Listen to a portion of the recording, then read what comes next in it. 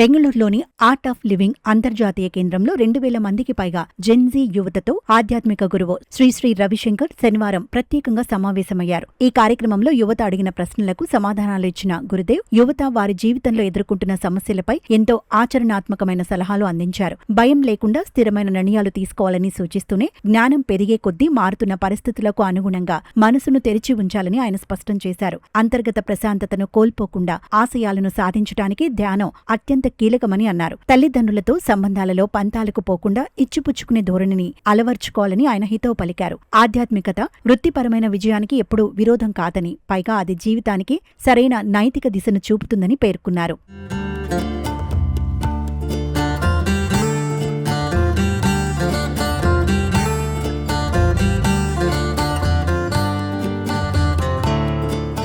చివరగా ఎక్కువ జీతం వచ్చే ఉద్యోగాన్ని ఎంచుకుంటూనే తమ అభిరుచిని కొనసాగించాలని యువతకు ఆయన సలహా ఇస్తూ కార్యక్రమంలో ఉత్సాహాన్ని నింపారు. గురుదేవ్ ఎంతో సూటిగా, చమత్కారంగా, అదే సమయంలో లోతైన ఆలోచనను రేకెత్తించేలా ఇచ్చిన సమాధానాలు యువత ముఖాల్లో చిరునవ్వులు పోయించి వారిలో స్ఫూర్తి నింపాయి. ఈ కార్యక్రమ వాతావరణం సాధారణ ఆధ్యాత్మిక సమావేశాలకు పూర్తి భిన్నంగా సాగింది. నిర్వాణ స్టేషన్తో భజన్ క్లబ్బింగ్ కార్యక్రమంలో యువత కలిసి పాటలు పాడుతూ నృత్యం చేస్తూ ఆనందాన్ని పంచుకున్నారు.